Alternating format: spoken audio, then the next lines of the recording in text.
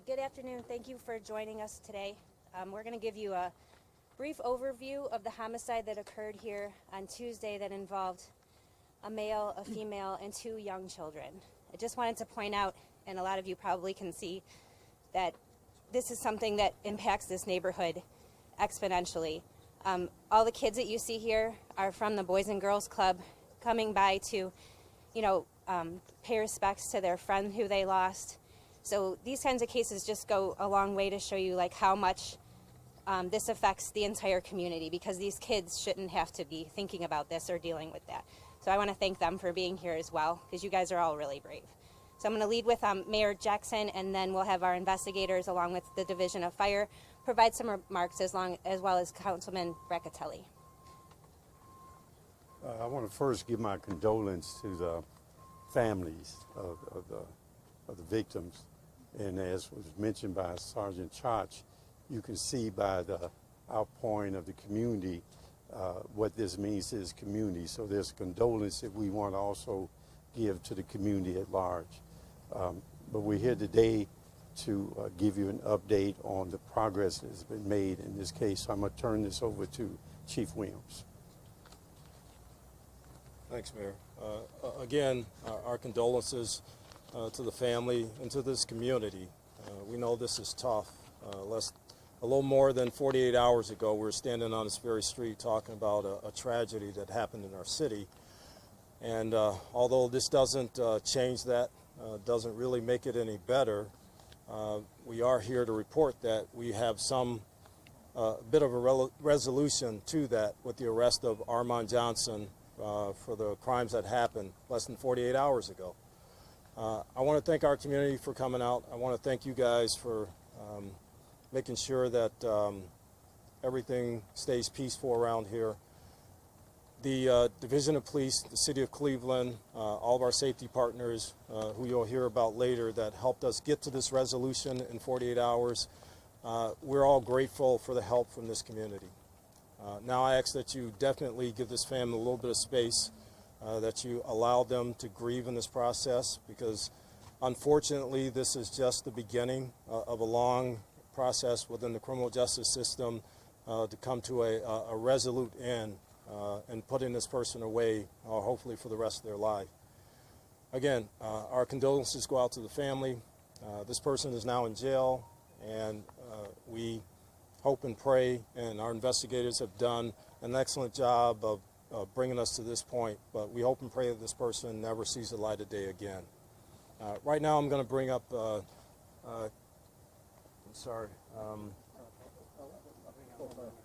going to bring up our firefighter representative, Mike, Lieutenant Norman from our Cleveland Division of Fire, to say a few words about some of the things that happened in their response and assisting us here a couple days ago. Mike? I'm Cleveland Fire Lieutenant Mike Norman on behalf of Cleveland Fire Chief Angela Cavillo. I just want to mention some of the resources that Cleveland Fire committed for this investigation. I'll start with Engine and Ladder 11, who came on the initial first responder. They protect this neighborhood every day. Our fire investigation unit and our fire investigators were involved in this investigation, as was our hazmat unit who came in and made sure that the environment was safe for people to work inside. We also want to acknowledge the efforts of the State Fire Marshal, who provided a canine unit to assist in the investigation. Thank you. Lieutenant Pillow from our homicide unit. Good afternoon, everyone. My name is Lieutenant Ali Pillow, Cleveland Division of Police. I want to thank everyone for coming out today. I want to start out by thanking a lot of our law enforcement and federal partners, as well as the community, for the support that we received. As Lieutenant Norman mentioned, we want to thank the Fire Department and their investigation unit. This investigation was complicated by the fire started in the home.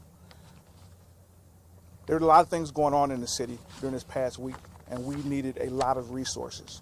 And at no time was there anything that I asked for that I did not receive. We utilized the Ohio State Highway Patrol's intelligence unit, our recently activated real-time crime center, our gang impact unit. We had partners from the FBI as well as the ATF respond. The 4th District, their basic patrol, as well as their detective bureau. We had a number of resources here working to close this case. We utilize these resources on a regular basis. It's kind of highlighted today by the magnitude of this investigation and us all being here at the same time. But these are resources that we use often. I also want to thank the community members. I saw a lot of neighbors lending support to family members who showed up. We had our community relations people out here on scene. Frontline services helped out. Thanks to the chief and the mayor and our command staff, our employees assistance unit was out here to assist our officers who are dealing with a really, really tragic situation. I can't talk a great deal about the investigation. What I can tell you is that we take seriously the crimes that happen in this community. We also take seriously charging individuals for these crimes. It is not lost upon us the fact that we are charging the father of one of the children in this crime. And I would assure you that we would have to be confident in our probable cause to charge this individual with this crime. We have a long way to go with the investigation. This is just the beginning, as the chief stated. I want to offer my condolences to the family, and I want to reiterate what the chief asked for. This crime is affecting a number of families, victims, as well as the suspect. And the family has asked for some privacy. The Collins family has asked me for that, and I want to reiterate that to you. These people are grieving. This investigation is going to continue. We have a long way to go. And again, I can't go into a lot of details.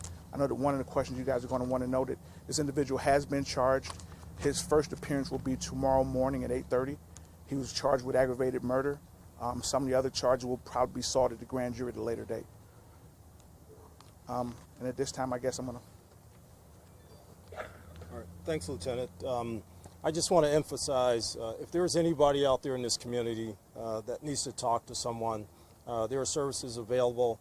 I see our Boys and Girls Club rep and our kids here. They do a great job in taking care of our kids. The city offers services through all of our resource centers and our recreation centers with counselors and people like that that you can actually talk to. So if there is anybody in our community, anybody at all that needs to talk to somebody that's having a hard time coping with things like this, reach out. The help is out there and available for you. All right, with that, we'll open it up for, I'm sorry, I almost forgot our Councilman Brackatelli wants to say a few words. Thank you. You can't say enough prayers and sorrow for the family and the horrific incident that occurred today. But there really are, when times of trouble like this happen, the mayor often talks about neighborhoods of choice. And neighborhoods of choice start with me, with the people on our street, with the people that care about our community.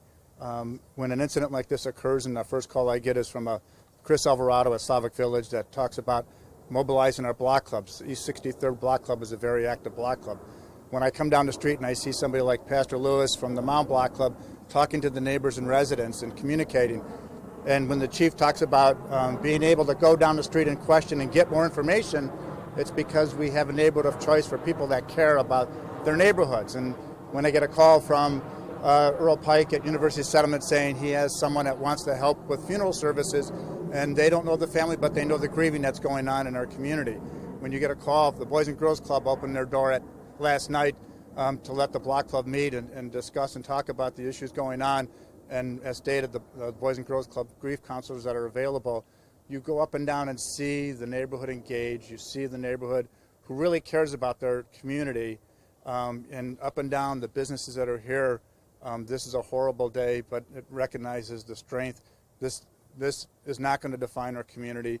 It's the strength of our neighbors and our residents and the businesses here that we will continue to be strong and continue to support the families as they make their way through this. Thank you. A couple questions? Yes. They just wanted to say thank you. They have to say Thank you, guys. Thanks for coming. Hang in there. Mrs. Souder and the staff at Boys and Girls Club will take good care of you guys. All right? Can you tell us anything about Mr. David Cousin's involvement? Because we know that obviously she and the kids were, somehow related to the guy, but how did he sort of get involved? Yeah, again, and I'll have Lieutenant Pillow or Commander Conley address that. We don't want to get too deep into the details because there's still a long way to go in the investigation. There's still a grand jury process to go through, and we don't want to taint that. But Lieutenant, if you want to. Right now, at this point in our investigation, we believe that Mr. Cousins was just a resident and a neighbor coming home and happened to stumble upon the suspect as when he was leaving the area. Right now, that's what our investigation is directed at. But we're exploring all of the options, but right now, that's what it looks like, that Mr. Cousins was a victim of simply being here. Can you tell us more about the suspect's criminal history? I don't want to go into that right now. It is available, but yeah, I won't go into it right now. And can you tell us how difficult has this been on your detectives? You mentioned a little bit of having to come to social workers here. How difficult has this been? Well, these investigations take a toll on the homicide detectives and the homicide unit in general. I think that I work with some very, very special people. I don't want to talk about them. I can talk about me personally. It is difficult. But like I said, the city's provided us some resources, and I think we all try to find our own ways to deal with it. But what we try to do is focus on the investigation, focus on bringing that person to justice. It's kind of after the fact when things kind of slow down that you get a chance to sit back and reflect on what you're actually doing. But right now it's the task at hand and getting it done. Is he going to be charged with premeditation with his his criminal history? Not sure yet, man. Like I said, we're still early into the investigation. We still have more questions unanswered than answered right now. So that is something that we'll look into. So it looks like you have a motive yet, or a possible motive? That's still being investigated. So Mr. Johnson was taken into custody on Tuesday. Why are you guys just making it public now? He was arrested for an aggravated robbery warrant on Tuesday. Mr. Armand was charged with murder before and took a plea bargain and has been out to do this again. Is that possible with this case? Can he take another plea bargain and be back out on the streets again? We are nowhere near the plea bargaining stage yet. We're just getting done with charging him, and our investigation is still moving forward. But is that possible? I can't speak to that right now, ma'am. Okay. We also understand that this was a domestic violence issue, and he has a repeat history of domestic violence. And so why weren't protocols and steps put in place to protect this woman and those innocent children from him continuously retaliating and victimizing this family? The relationship between the victim and the suspect is still being investigated. There has been a history of domestic violence, but I won't go into the status of their relationship at the time of this crime. That's something that's still being investigated. All of that is being looked at. Can you walk us through at all what happened either that evening or that morning? Can you sort of tell us anything that you guys have kind of divulged from your investigation so far? Man, there's still, like I said, there's still more questions unanswered than answered.